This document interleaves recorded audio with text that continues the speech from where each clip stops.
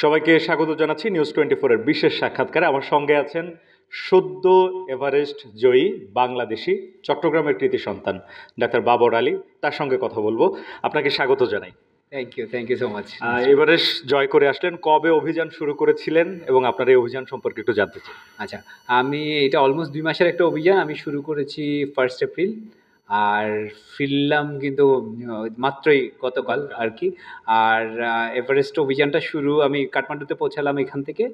আর যেখান থেকে রোড মানে ট্র্যাকটা শুরু হয় সেটা লুকলা বলে একটা জায়গা। কাঠমান্ডু থেকে ছোট্ট ফ্লাইটে STOL বলে, শর্ট টেক অফ অ্যান্ড ল্যান্ডিংয়ের ছোট্ট বিমানগুলো, ওগুলাতে করে লুকলা পৌঁছাতে হয়। আর লুকলা থেকে 4 তারিখে হাঁটা শুরু করে 10 তারিখে বেস ক্যাম্প। আর এই বিশাল সময়টা, এরপরে আমার এভারেস্ট সামিট হয়েছে 19 মে, লোৎসে সামিট হয়েছে 21 মে।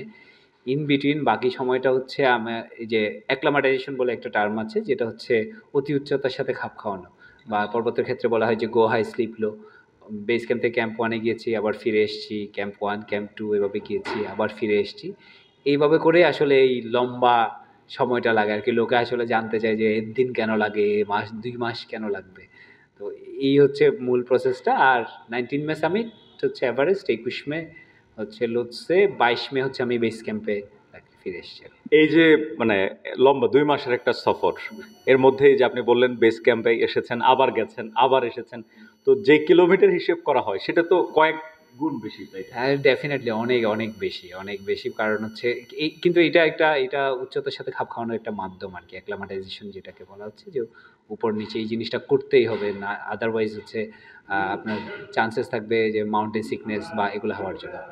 পাহাড় চড়া মানে এই ভূত আপনার মাথায় কখন থেকে চাপলো? আচ্ছা, পাহাড় চড়া হচ্ছে এটার ভূতটা চাপে হচ্ছে, বা আমি ফার্স্ট ইন্সপায়ার হই যদি বলি হচ্ছে, সেটা হচ্ছে ইয়েতে স্কুলে থাকতেই সমরেশ মজুমদারের গর্ভধারিণী বই পড়ে। এই বই পড়ে আমি ফার্স্ট ইন্সপায়ার হই যে আমার পাহাড়, হিমালয় দেখতে হবে কাছ থেকে, কাঞ্চনজঙ্ঘাটাকে কাছ থেকে দেখতে চাই, সান্দাকফু এই ট্রেকটা করতে চাই। এটা নিয়ে প্রথম হচ্ছে আমার আগ্রহ জন্ম ওই সময় স্কুলে থাকতে, বই পড়ে। আমার ক্ষেত্রে একটু ডিফারেন্ট। আর আমি পাহাড়ে যাওয়া শুরু করি মেডিকেল সেকেন্ড ইয়ার থেকে, দ্যাট ওয়াজ ব্যাক ইন 2010। ওই সময় থেকে আমি মোটামুটি নিয়মিত পাহাড়ে যাচ্ছি। আমাদের হিল ট্রেক্স দিয়ে শুরু, আর হিমালয়ে প্রথম পা রাখি 2014 সালে। 2014 সালে যখন হিমালয়ে গেলেন তখন কত দূর উঠেছিলেন? তখন 5145 মিটার ছিল হাইয়েস্ট পিক আর কি, সুরিয়া পিক বলে, ল্যাংটাঙ্গো সাইকন রিজিয়নের একটা পিক। এবার জানতে চাই যে ওঠার পথে কি চ্যালেঞ্জ ছিল আর নামার পথে চ্যালেঞ্জগুলো কি ছিল? আচ্ছা, ওঠার পথে তো অল্টিটিউড একটা বড় চ্যালেঞ্জ সবসময়, উচ্চতাটা। তো ওই বেস ক্যাম্প থেকে ক্যাম্প 1-এর রাস্তায় খুব ফল, এটা একটা বিশাল চ্যালেঞ্জিং ব্যাপার এটাকে ক্রস করা। এবং একই সাথে এভারেস্টের ক্যাম্প 3 থেকে ক্যাম্প 4 লোৎসে ফেস বলা হয়। তো ওই যে আমি হয়তো সংবাদ সম্মেলনে বলছিলাম ব্লু আইসের কথা, যেটা খুবই ট্রান্সপারেন্ট হচ্ছে বরফ, যেখানে পায়ের নিচে যে কাঁটাযুক্ত ক্রাম্পন থাকে সেটাও ঠিকঠাক আটকায় না। ওইটা ট্যাকল করা খুব চ্যালেঞ্জ ছিল। আর নামার সময়, ওই যে এভারেস্টে নামার সময় হচ্ছে যে তুষার জোরে পড়াটা, অলমোস্ট 2.5 ঘন্টা আটকে থাকা, এটা বিশাল একটা চ্যালেঞ্জ ছিল।